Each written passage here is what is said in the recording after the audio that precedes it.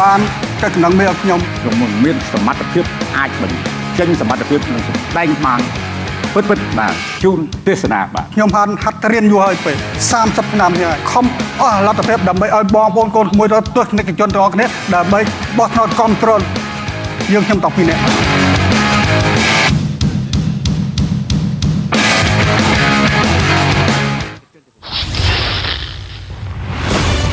Somebody's got talent.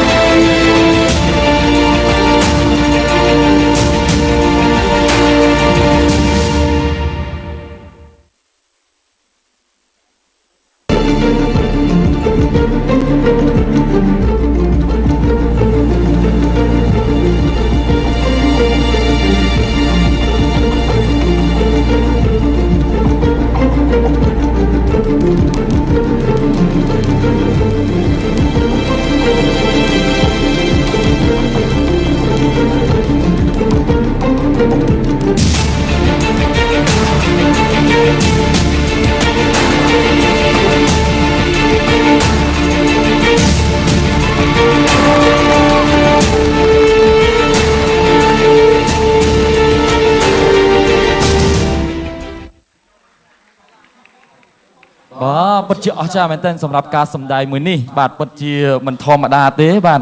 អរគុណច្រើនបាទសូមឲ្យបាទអ៊ំមានមតិយោបល់យ៉ាងម៉េចដែរបាទអ៊ំអត់អីណាអ៊ំណាអត់អីទេអូហូបាទអស្ចារ្យទេបងប្អូនទាំងអស់គ្នាបាទក៏សូមបាទអនុញ្ញាតបាទជាការផ្ដល់ជាមតិយោបល់អំពីគណៈកម្មការរបស់យើងគឺចាត់បាទ KOY បាទសូមជើញបាទខ្ញុំគួរឲ្យកោតសរសើរគាត់ណាថ្មីបាត់គាត់មានវ័យចំណាស់មែនពិតប៉ុន្តែគាត់មានកម្លាំងខ្លាំងសំខាន់បំផុតគឺគាត់ចាស់មែនពិតប៉ុន្តែចង់និយាយថាចាស់គាត់មានកម្លាំងខ្លាំងហើយមានតម្រេះរបស់គាត់ហើយមួយទៀតក៏សូមហាមដល់បងប្អូនទាំងអស់កុំធ្វើតាមគាត់បាទតិចយកឥតមកធ្វើដោយតាមគាត់ឲ្យព្រោះបដ ாய் បាទហើយក្បិតអីកុំយកមកកាប់ដោយគាត់នេះគាត់ជាគាត់ចេះរបស់គាត់មុនគុំវិជាការរបស់គាត់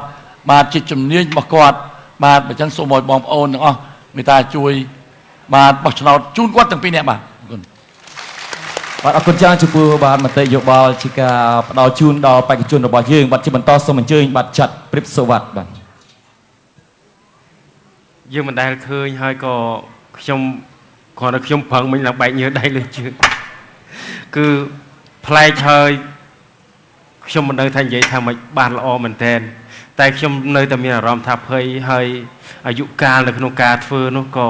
អត់សមអត់តុល្យភាពគ្នានៅក្នុងការធ្វើអញ្ចឹងពួកគាត់ធ្វើបាននោះជារឿងមួយដែលចម្លែកមែនទែនល្អណាស់ល្អហើយសង្ឃឹមថាទស្សនិកជនទាំងអស់នឹងវោតឲ្យពូទាំងពីរនៅក្នុងពេលនេះអរគុណអរគុណច្រើនចំពោះបាទមតិយោបល់ដ៏ក្បោះក្បាយបាទរបស់គណៈកម្មការរបស់យើងជាបន្តសូមអញ្ជើញបាទចាត់ខាត់សុខឹមបាទចាអ៊ំទាំងពីរចាអ៊ំទាំងពីរខ្ញុំមានការព្រួយបារម្ភអំពីសុខភាពអ៊ំទាំងពីរក៏ប៉ុន្តែនេះជាជំនាញរបស់អ៊ំទាំងពីរអញ្ចឹងធ្វើឲ្យអ៊ំដូចថាអត់មានការផ្លាំងផ្លាត់ប៉ុន្តែខ្ញុំភ័យបារម្ភខ្លាចថ្ងៃណាមួយអ៊ំមានការផ្លាំងផ្លាត់អញ្ចឹងខ្ញុំក្នុងនាមខ្ញុំជាកូនដោយតាខ្ញុំមានឪពុកចំណាស់អ៊ំចឹងដែរអញ្ចឹងខ្ញុំពេលដែលឃើញហើយខ្ញុំសង្វ័យចិត្តណាអ៊ំនិយាយត្រង់ហ្មងចាខ្ញុំសង្វ័យចិត្តចំពោះអ៊ំទាំងពីរណាប៉ុន្តែដោយសារតែអ៊ំចង់បញ្ចេញសមត្ថភាពរបស់អ៊ំនៅលើវេទិកាឲ្យទស្សនិកជននិងនៅក្នុងប្រទេសកម្ពុជារបស់យើងឲ្យគេបានដឹងថាលោកអ៊ំគឺជាអ្នកចេះពិតប្រាកដមែនចាចេះពិតប្រាកដមែនហើយសូមជម្រាបផងដែរដល់ទស្សនិកជនគឺមិនមែនបានន័យថាអ៊ំឆ្អឹងដែកស្បែកស្ពាន់ទេអ៊ំគឺជាមនុស្សដូចតែយើងអញ្ចឹងដែរក៏ប៉ុន្តែអ៊ំអាចធ្វើបានប៉ុណ្ណេះខ្ញុំចូលរួមជាមួយអ៊ំចាសង្ឃឹមថាអ្វីនឹងបានល្អចាសូមអរគុណលោកអ៊ំចាជូនពរលោកអ៊ំសំណាងល្អអរគុណច្រើនបាទប្រិមត្តទូរទស្សនិកជនបាទទូទាំងប្រជាជនកម្ពុជាបើសិនជាស្រឡាញ់នៅបេក្ខជនបាទកែវសរិនបាទសូមកុំភ្លេចបាទលេខសម្គាល់គឺលេខ8ដោយនៅក្នុងនោះផ្ញើសារមកកាន់បាទ3ប្រព័ន្ធបាទប្រព័ន្ធ Cell Card Mid Phone និង Smart បាទអរគុណច្រើនបាទសម្រាប់អ៊ំផងដែរបាទអរគុណបាទអរគុណសូមឲ្យអ៊ំសម្រាប់បន្តិចសិនចុះបាទបាទអរគុណបាទជើញបាទប្រិមត្តទូរទស្សនិកជនជាទីគោរពនិងជាទីមេត្រីបាទទស្សនិកជនបានទស្សនាជាមួយនឹងសមត្ថភាពទេពកោសល្យទាំង8ការសម្ដែងសម្រាប់រាត្រីនេះជឿជាក់ថាលោកស្រីនិងកញ្ញានឹងពេញចិត្តនៅការសម្ដែងណាមួយដែលលោកអ្នកបានទស្សនាដូច្នេះសូមកុំភ្លេចជាមួយនឹងលេខសម្គាល់បាទលេខរៀងលេខ1លេខ2លេខ3លេខ4លេខ5លេខ6លេខ7និងលេខ8ផ្ញើសារមកកាន់2014ដែលមាន3ប្រព័ន្ធគឺប្រព័ន្ធ Smart Cell Card និង Mid Phone បាទជាពិសេសនោះគឺសម្រាប់បាទទស្សនិកជនទាំងអស់ប្រកាសជាបាទពេញចិត្តស្រឡាញ់សម្រាប់បាទការសម្ដែងសម្រាប់រាត្រីនេះផងដែរបាទពេលវេលានេះបាទ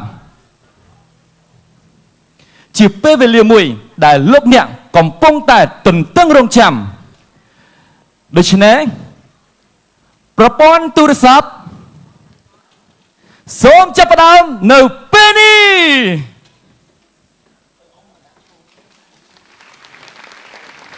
បាទទន្ទឹមនឹងគ្នានេះផងដែរជាមួយនឹងការផ្ញើសារគាំទ្ររបស់លោកអ្នកបាទគឺមានរយៈពេល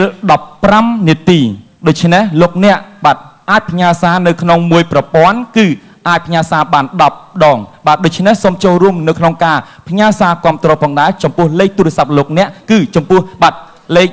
តែមួយលេខតែប៉ុណ្ណោះគឺអាចផ្ញើសារបាន10ដងដូច្នេះសូមចូលរួមគាំទ្ររាល់សមត្ថភាពទេពកោសល្យរបស់ប្រជាជនខ្មែររបស់យើងជាពិសេសគឺសមត្ថភាពទេពកោសល្យនៅក្នុងរាត្រីនេះទាំង8ការសម្ដែងបាទទន្ទឹមនឹងគ្នាផងដែរបាទក៏សូមបាទបង្វែរអារម្មណ៍ទស្សនិកជនទាំងអស់មកជួបជាមួយនឹងលោកចម្រុងនៅក្នុងបន្ទប់ Social បាទ Media បាទសូមអញ្ជើញ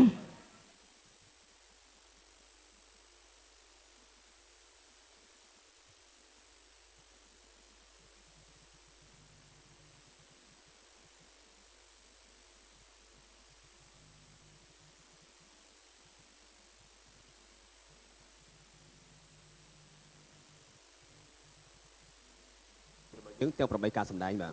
បាទមានអារម្មណ៍ថាភ័យផងអបសប្បាយផងដោយសារតែឃើញទេពកោសល្យទាំងអស់គ្នាគាត់ខ្លាំងហើយពួកខ្ញុំខំវឹកហាត់ប៉ុណ្ណឹងក៏មានអារម្មណ៍ថានៅយ៉ាងស្ទើរតិចតួចនៅភ័យតិចតួចបាទចុះឥឡូវនេះសង្ឃឹមប្រមាណ%ដែរបាទសង្ឃឹមគឺស្ថិតលើទស្សនិកជនទាំងអស់គ្នាជួយវោតជួយគាំទ្រដល់ក្រុមពួកខ្ញុំគឺផ្ញើសារលេខ1ទៅ2014បាទអរគុណដូច្នេះចំពោះលោកអ្នកបើសិនជាគ្រប់គ្រង TTNJ សូមកុំភ្លេចគឺគាត់មានលេខសម្គាល់លេខ1បើសិនជាគ្រប់គ្រងគាត់គឺសូមចុចលេខ1រួចហើយផ្ញើទៅកាន់2014ឬក៏ខលទៅកាន់2014 ស្ដាប់នៅលក្ខន្តិកៈក៏ដូចជាការណែនាំរបស់គាត់គឺទទួលបាននៅព័ត៌មានច្បាស់ហើយលោកអ្នកនឹងទទួលបាននៅការផ្ចង់សារដោយពេញចិត្តជាមួយនឹង TTNJ បាទជំរាបសួរបាទលោកសវណ្ណរាជាបាទបេក្ខជនទី2បាទចំណុចដែរពេលនេះអារម្មណ៍នឹងយ៉ាងម៉េចទៅហើយបាទ បាទខ្ញុំមានអារម្មណ៍រភើបផងសោកស្ដាយមកពីព្រោះនៅពេលដែលខ្ញុំឡើងលើឆាតទៅខ្ញុំភ្លេចប្រូអស់ហើយខ្ញុំថ្ងៃនេះខ្ញុំមានអារម្មណ៍អត់ល្អហើយអ្វីដែលខ្ញុំរំភើបគឺខ្ញុំឃើញបងប្អូនខ្មែរយើងក៏មានទេពកោសល្យប្លែកៗក្នុងការសម្ដែងនេះធ្វើឲ្យខ្ញុំរំភើបជំនួសគាត់បាទ មិនធ្វើទេទោះបីយ៉ាងណាទស្សនិកជនរបស់យើងបើសិនជាគ្រប់គ្រងដល់បេក្ខជនទី2របស់យើងគឺសូមកុំភ្លេចគាត់មានលេខសម្គាល់លេខ2សូមបាទទៅកាន់ Rai Message ចុចលេខ2ដែលជាលេខសម្គាល់របស់គាត់រួចផ្ញើទៅកាន់2014គឺជាការស្រេចបាទអរគុណសូមជំរាបសួរបាទជំរាបសួរបងបេក្ខជនបាទទី3របស់យើងដែលមានលក្ខណៈជាក្រុមឥឡូវនេះគេថាការសម្ដែងបងប្អូនបងជក់ចិត្តមែនទែនទាំងការ beatbox ទាំងការផ្លុំខ្លុយដោយច្រមុះ បងនៅទប់សម្ដាតបានបាទហើយទៅសារមែនទេឥឡូវចេះតែពេលនេះចំពោះបងប្អូនផ្ទុំផ្ទាល់បាទតាមានអារម្មណ៍យ៉ាងណាដែរដែលបានចូលរួមកម្មវិធីរបស់យើងហើយតែពេលនេះសម្ដែងរូបរាល់ទៀតបាទ បាទចំពោះខ្ញុំវិញខ្ញុំមានអារម្មណ៍ថារំភើបសប្បាយរីករាយមែនទែនដែលបានទស្សនិកជនទីនេះក៏ដូចជាតាមគេអដ្ឋានដែលគ្រប់គ្រង